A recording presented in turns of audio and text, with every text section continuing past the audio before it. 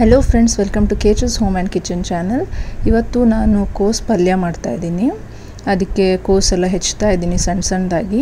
ಇಲ್ಲಿ ಹೆಚ್ಚಾದ್ಮೇಲೆ ನಾನು ಸ್ವಲ್ಪ ಮೊಳಕೆ ಕಾಳು ತಗೊಂಡಿದ್ದೀನಿ। ಈ ಮೊಳಕೆ ಕಾಳಲ್ಲಿ ಹುರುಳಿ ಕಾಳು ಹಾಗೇನೇ ಹೆಸರು ಕಾಳು ಎರಡು ಮಿಕ್ಸ್ ಇದೆ।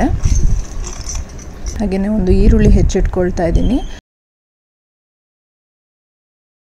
3 ಮೆಣಸಿನಕಾಯಿ ಜೊತೆಗೆ।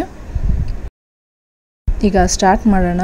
ಪ್ಯಾನ್ಗೆ ಮೊದಲಿಗೆ ಸ್ವಲ್ಪ ಎಣ್ಣೆ ಹಾಕೋಬೇಕು, ತೆಂಗಿನ ಎಣ್ಣೆ ಹಾಕೊಳ್ತಾ ಇದ್ದೀನಿ। ಬಿಸಿ ಆದಮೇಲೆ ಸಾಸಿವೆ ಸಿಡಿತಾ ಇದೆ। ಇವಾಗ ನಾನು ಮೆಣಸಿನಕಾಯಿ ಹಾಕ್ತಾ ಇದ್ದೀನಿ।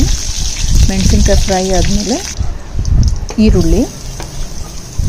ಈರುಳ್ಳಿನ ಫ್ರೈ ಮಾಡ್ಕೋಬೇಕು, ಜೊತೆಗೇ ಸ್ವಲ್ಪ ಕರಿಬೇವು ಸೊಪ್ಪು।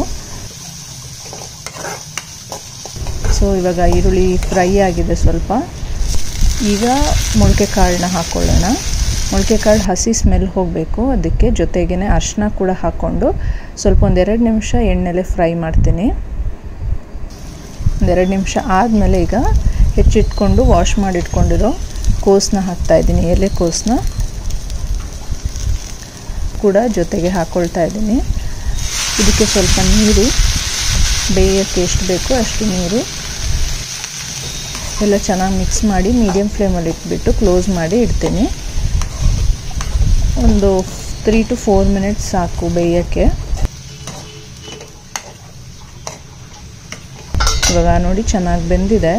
ಈಗ ಇದಕ್ಕೆ ಕಾಯಿ ತುರಿ ಹಾಕ್ತೀನಿ, ಸ್ವಲ್ಪ ಜಾಸ್ತಿ ಹಾಕ್ತೀನಿ। ಕಾಯಿ ತುರಿ ಜಾಸ್ತಿ ಹಾಕಿದಷ್ಟು ಪಲ್ಯ ತುಂಬ ಚೆನ್ನಾಗಿರುತ್ತೆ।